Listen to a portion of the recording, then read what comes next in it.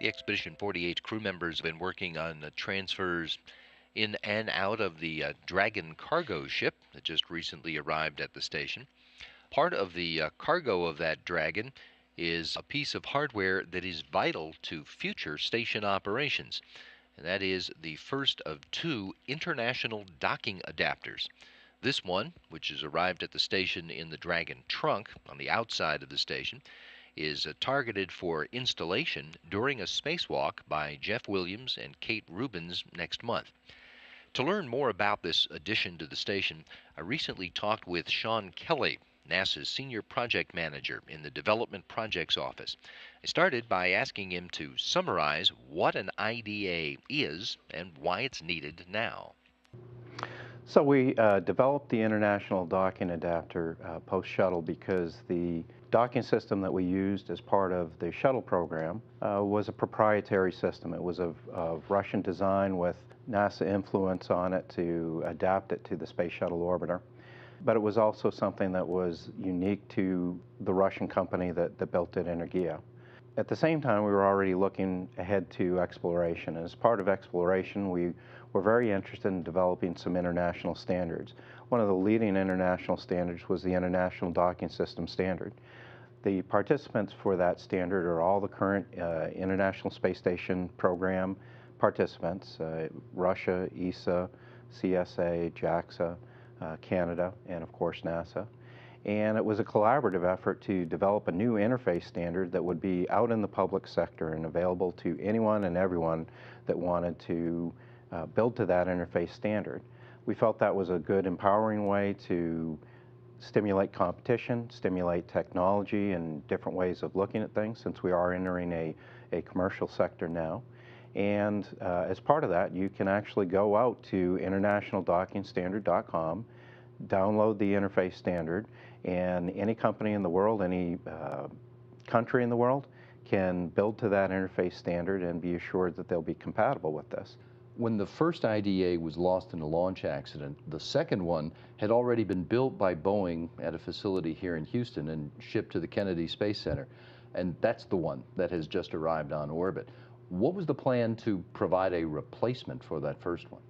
One thing that NASA is excellent at is contingency plans. So we actually had contingency plans in place in case something happened.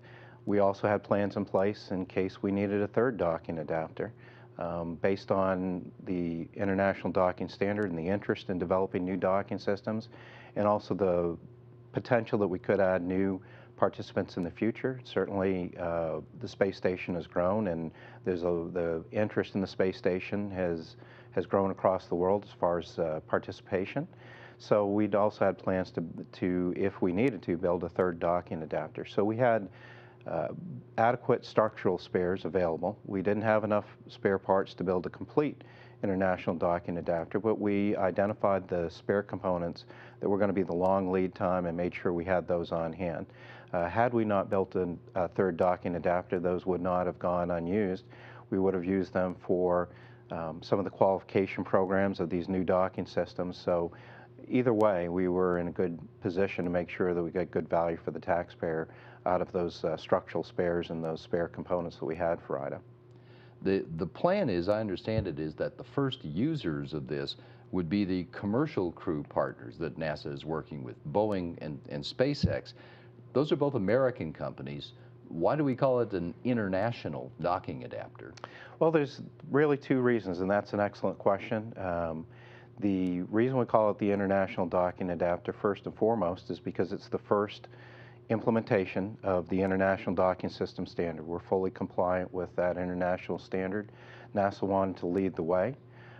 We also see the potential for other international partners to come to the International Docking Adapter. Part of the thought behind naming it the International Docking Adapter essentially was to advertise to the community that we are open for business, for additional international business. And of course, you mentioned the commercial crew. They are likely to be the very first users of the new International Docking Adapter, and that also helps stimulate commercial enterprises, because a U.S. commercial company is building the first one for their vehicle, Dragon. SpaceX is designing their own system, building their own system. We also have Boeing under contract to build the NASA docking system, which will go on the Orion vehicle and support exploration. So the International Docking Adapter configuration is fully compliant with what our plans are for exploration. So in many ways, we're laying the groundwork, and it's really the gateway to the future of exploration and cislunar activities. Describe where on the station the two IDAs are going to be installed, and what kind of flexibility that affords the station program, station operators. Yeah, so these international docking adapters get installed on the PMAs, the two PMAs that we have available, PMA 2 and PMA 3. PMA 2 is currently located on Node 2 Forward, and that will be the final location for the International Docking Adapter 2 that's going up on SpaceX 9. It's already, as you know, berthed up there, and we're looking forward to the activities to extract it, robotically extract it, and start the installation of that. And then we're going to be moving PMA 3 and installing that on Node 2 Zenith. And that will be the final location for the second active docking adapter that we have on board, IDA 3. Right now, the current plans are to launch that on SpaceX 14, but we have some flexibility on that. We only need one international docking adapter up there to support the initial crew activities, commercial crew activities. At a later date, when we have multiple commercial crew vehicles and potentially cargo vehicles that will use docking, we'll need a second docking adapter at that time. So we have some flexibility on the schedule, both for the launch and also for moving the PMA 3 to its final location. And then this would, you have then 3 different potential locations for vehicles to dock there at the front of the station. That's correct. That's absolutely correct. So that creates a lot of flexibility for the program. When we look to commercial cargo, under the CRS-2 commercial cargo contract, NASA's asked the providers to provide an option for docking. So today, cargo vehicles all berth to the International Space Station, but we are also trying to allow an option for those cargo vehicles to convert to docking. So hence the reason why we may in the future actually need a third docking port if we do decide that docking is the way of the future, and we can work on some automated rendezvous and docking techniques for this on the space station. Then we'll be in good shape to consider a third docking adapter and still have berthing and docking available for our program. Be very exciting to see it finally get ready to put in place. Absolutely, absolutely. This has been a very active activity. It's an activity that spanned across the numerous states in the United States. I think at last count there were 28 states that contributed components to the space station international docking adapter. So that's pretty exciting. That's good activity for the U.S. and also we obtained some of the structural components from Energia. So this really is a worldwide effort.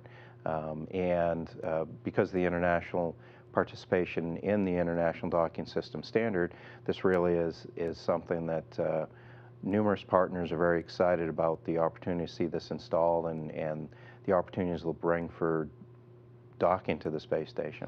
Now, only a few weeks away, so it'll be exciting to see it happen. Very few weeks away.